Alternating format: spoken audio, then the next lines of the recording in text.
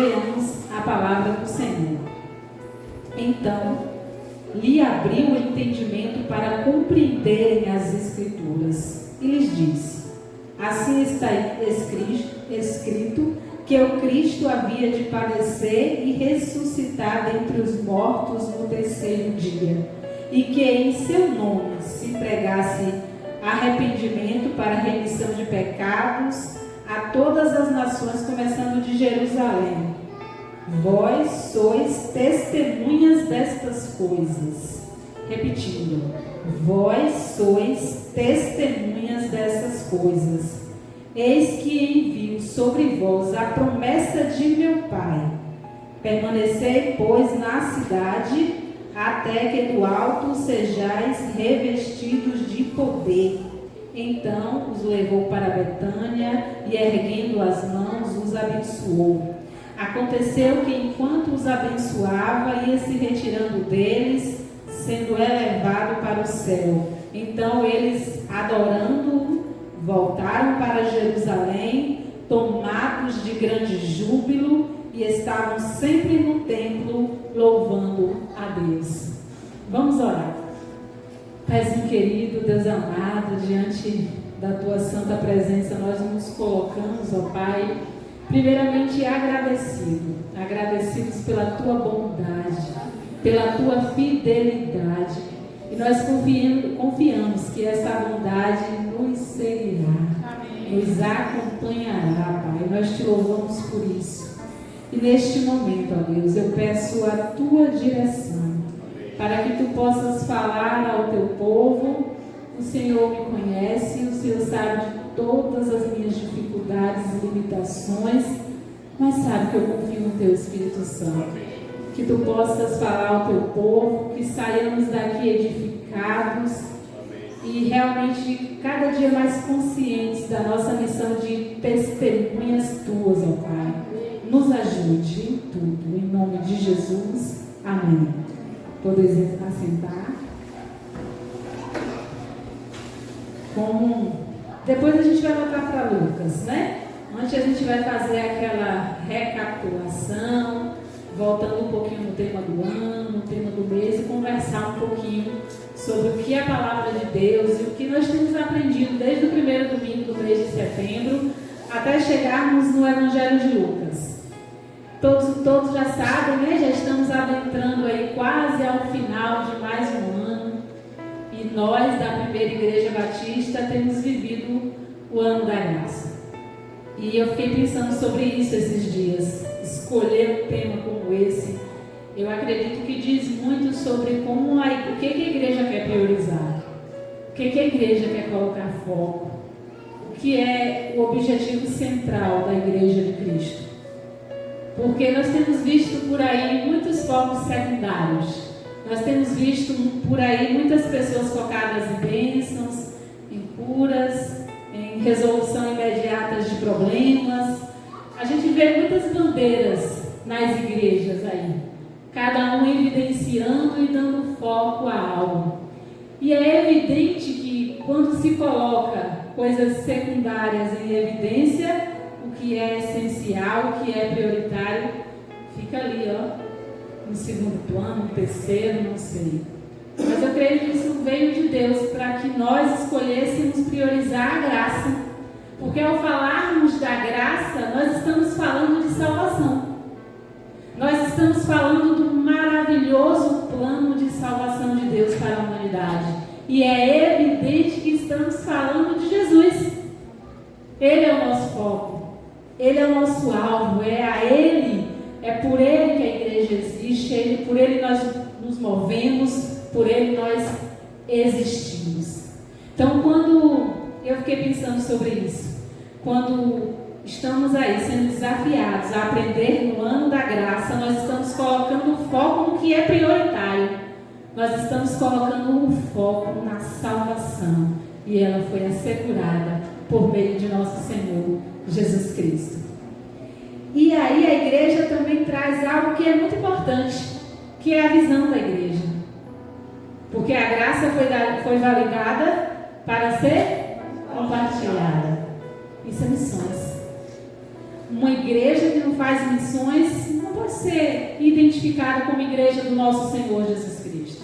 E a igreja precisa ter essa visão, e logo no tema desse ano nós estamos aprendendo que o foco é Jesus e Ele nos confiou uma missão. Recebemos a graça e precisamos compartilhá-la a todas as pessoas. Essa mesma graça que chegou e que realmente nos deixou assim maravilhados diante de abundante graça, dessa mesma forma que nós recebemos, nós precisamos compartilhar. E isso é contínuo, a gente não pode desanimar, a gente não pode desfalecer. E nesse mês de setembro, esse mês especial em que estamos falando de missões nacionais, em que a gente coloca os olhos na nossa nação e na necessidade que a nossa nação tem de conhecer o verdadeiro Senhor, o Senhor Jesus Cristo, nós estamos aprendendo com esse tema. Pela abundância da graça, só Jesus Cristo salva. A graça é abundante. Ela não é algo que Deus deu assim, a conta-gotas. Não é algo que Ele deu assim, as medidinhas bem pouquinhas, não. Ela foi derramada abundantemente. Mas tem um outro ponto, que é único aí agora. A graça é abundante, mas o caminho é um só. A graça é abundante, mas só Jesus Cristo salva. A graça é abundante, sim, porque Jesus dedicou-se integralmente. A vida de Jesus, ao olharmos para o que Ele fez, a gente vai ver que integralmente Ele se doou. Ele se entregou por nós. A irmã Silu trouxe aqui na quarta dos 3 anos intensos do ministério de Jesus, em que Ele verdadeiramente se doou por nós. Por conta disso, Ele nos consagrou o caminho. E Ele é o caminho. Não há outra maneira de se chegar a Deus a não ser por Ele. A graça é abundante, mas o caminho é um só. O Deus que pode salvar é um só: Jesus Cristo. Amém, irmãos?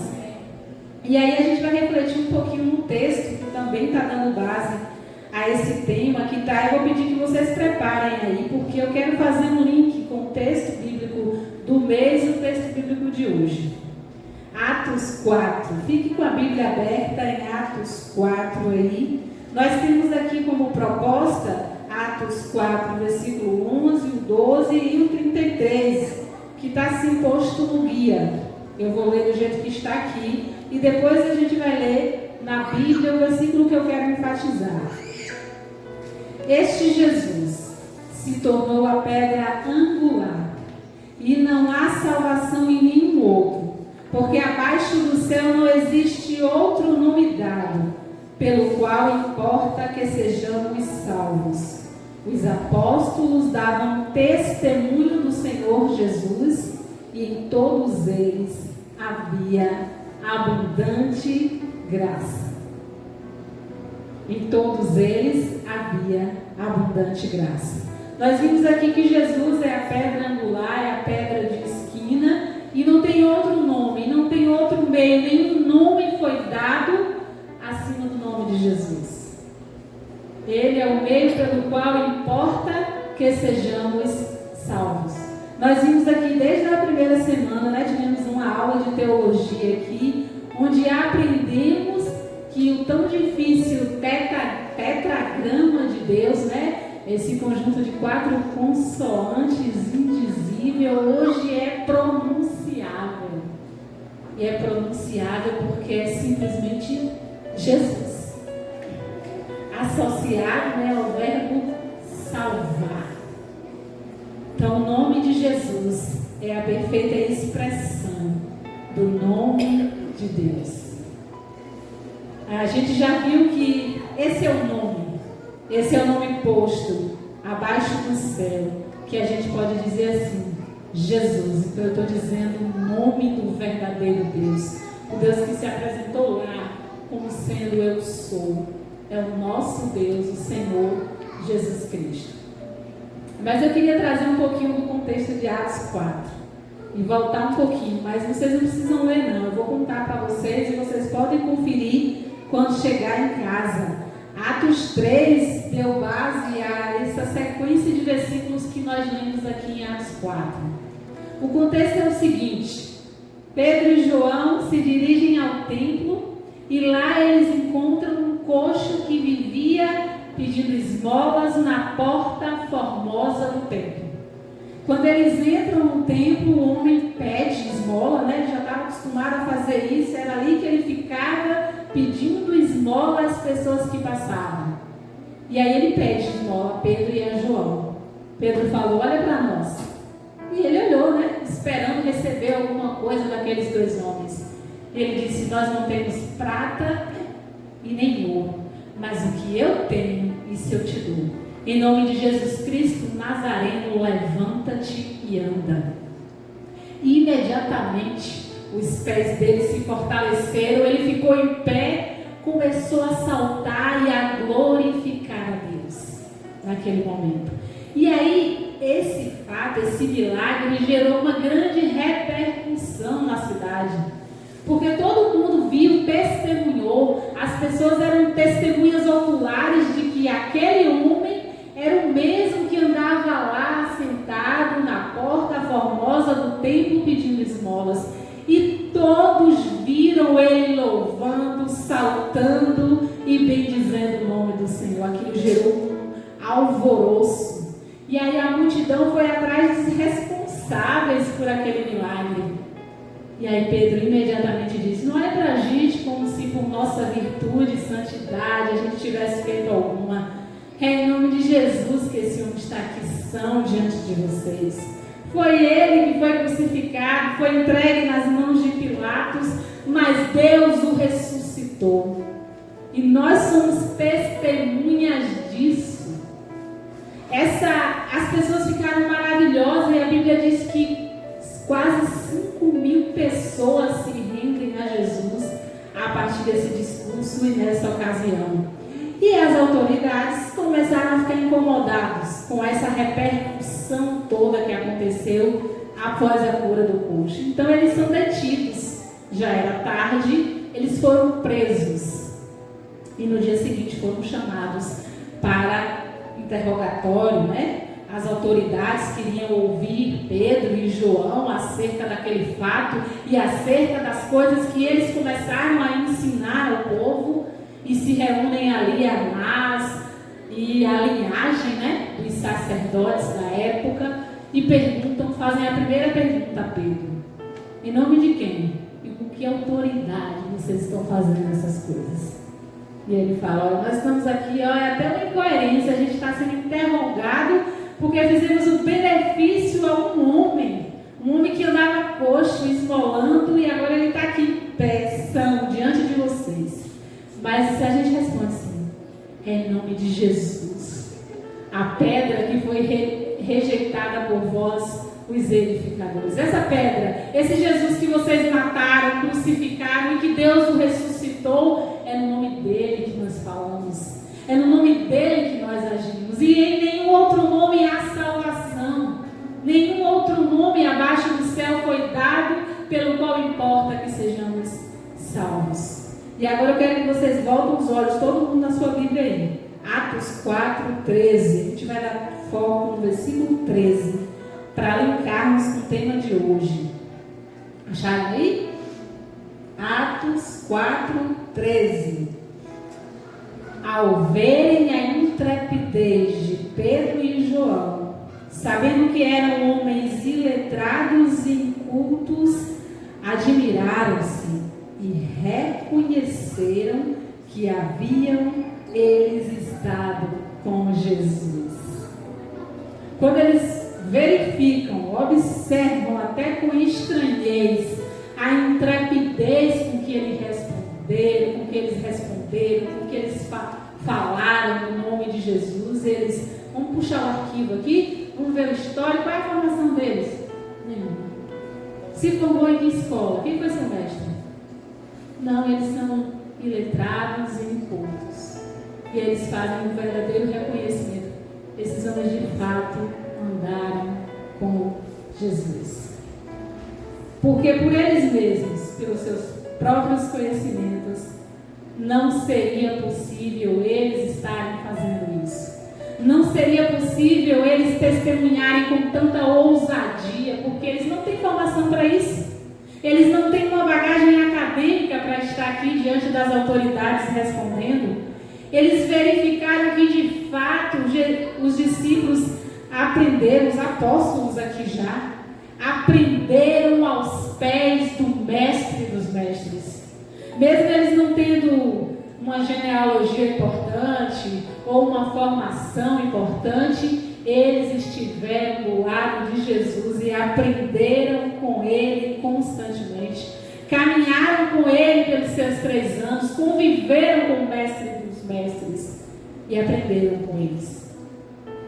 Eles tiveram uma experiência com Jesus.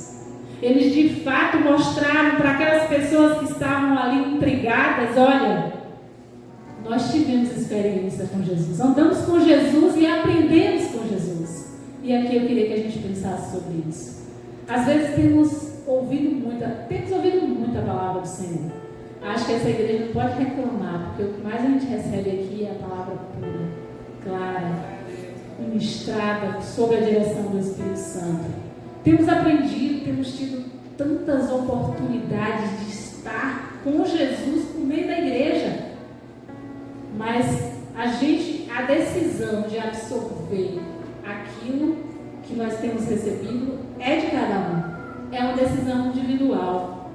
Eles aproveitaram o máximo que puderam ao lado de Jesus. Então, dessa forma, eles puderam testemunhar com toda a intrepidez da palavra do Senhor. Porque quem tem experiência com Jesus, quem está cheio do Espírito Santo, testemunha com ousadia a palavra de Deus. É nítido em Atos dos Apóstolos muitos versículos assim. E os apóstolos cheios do Espírito Santo. E eu tenho ficado muito feliz e aprendido muito com... assim, a gente observa como essa igreja, Deus de fato tem usado nossos pastores, e essa igreja, inegavelmente, é a igreja de nosso Senhor Jesus Cristo.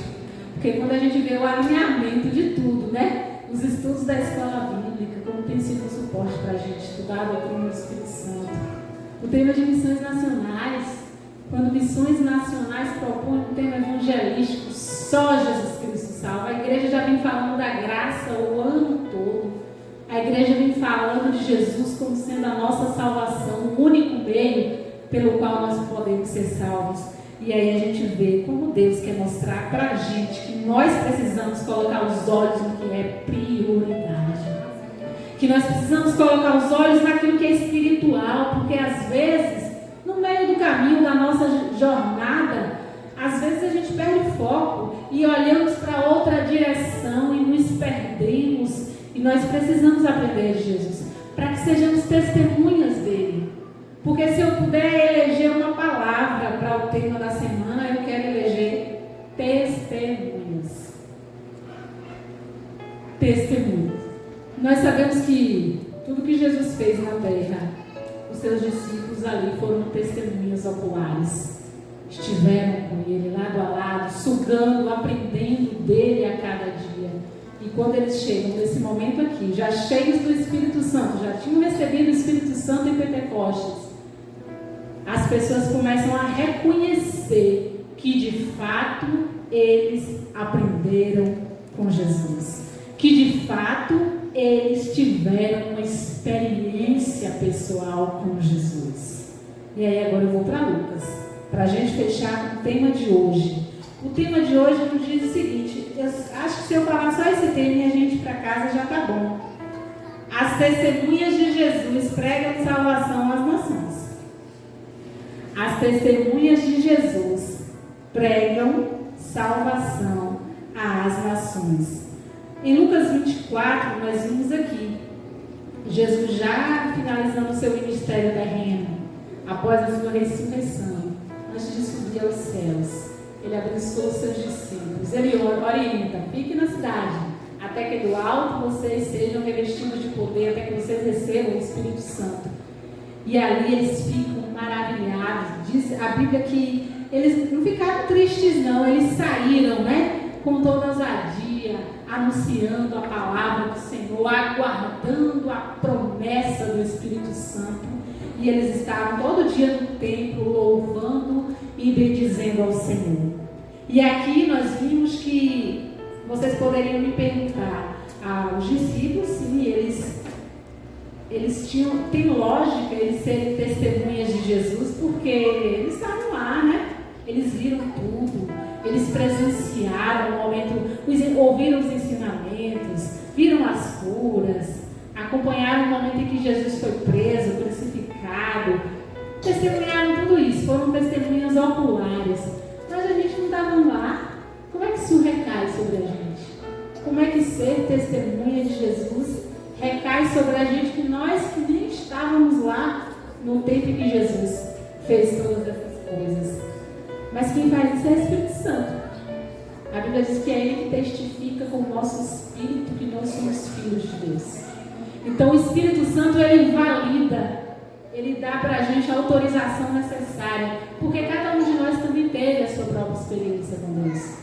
Cada um tem tido a oportunidade de aprender aos pés de Jesus, não de maneira literal, porque Jesus não está aqui, mas a gente tem aprendido dos pés dele. E por meio do Espírito Santo, do mesmo Espírito Santo que os discípulos receberam, nós também ganhamos a mesma missão, porque o Espírito Santo testifica conosco. Ele nos dá o testemunho, ele nos dá a habilitação necessária para que sejamos testemunhas de Jesus. E não importa a sua condição. Se você estudou muito, tem a sua graduação, pós-graduação, mestrado, não importa. Você é habilitado se você tem o Espírito Santo para ser testemunha de Jesus. Mas se é o contrário, você não teve acesso, não teve as mesmas oportunidades de estudar, de, sei lá, fazer uma faculdade, você está habilitado pelo Espírito Santo para ser testemunha de Jesus. Porque não importa, o exemplo dos discípulos nos mostrou claramente isso. Não é a nossa formação acadêmica, não é o tanto que você sabe falar ou o conhecimento que você tem, mas é o quanto de experiência com Jesus você tem. É o quanto, qual é o espaço que o Espírito Santo tem ocupado em sua vida. A gente aprendeu algo maravilhoso na escola bíblica, que eu acho que eu não vou esquecer nunca, sobre ser cheio do Espírito Santo. Não é o Espírito Santo, Deus, que tem que dar mais uma medidazinha. Manda mais uma dose aí, Deus, de Espírito Santo. Não. É a gente que tem que dar espaço para que Ele ocupe mais espaços dentro de nós. E aí a gente vai ser pleno e cheio do Espírito Santo. E isso tem a ver com andar com Jesus. Como os discípulos aproveitaram ao máximo as experiências que eles tiveram com Jesus. Que nós possamos, que eu espero que isso possa acontecer na minha e na sua vida, que ao chegar em qualquer lugar, as pessoas, ao olhar para você, ao ver a maneira que você fala, ao ver a maneira que você se porta, elas disserem assim: de fato, essa pessoa teve uma experiência com Jesus. De fato, essa pessoa tem andado com Jesus. Porque o jeito dela falar, o jeito dela agir, denuncia isso. Que de fato, por ela mesma, ela não teria condições. Por ela mesma não seria possível estar ali falando, testemunhando para as pessoas. Mas ela teve uma experiência com Jesus. E foi o mesmo Espírito. Que possamos ser testemunhas de Jesus. Que possamos realmente internalizar isso. Dar espaço para que o Espírito Santo de Deus ocupe mais espaços em nossas vidas. Que coloquemos os nossos olhos naquilo que é prioritário e deixemos o que é secundário, porque às vezes o que é secundário tem ocupado muito espaço em nossas vidas e dessa forma tem impedido de nós testemunharmos com toda ousadia, com toda intrepidez a palavra do Senhor. Que Jesus possa nos abençoar e que possamos aproveitar o alimento que temos recebido, comer mesmo desse alimento, mas não só comer para ficarmos inchados, mas que possamos ser testemunhas de Jesus. Porque apesar da gente nós não estivemos lá com Jesus, não vimos o momento que Ele foi crucificado, a gente crê que isso tudo aconteceu. Mas o mesmo Espírito que foi derramado lá em Pentecostes é o mesmo que está sobre a minha e sobre a sua vida. Isso te valida, isso te autoriza a ser testemunha de Jesus.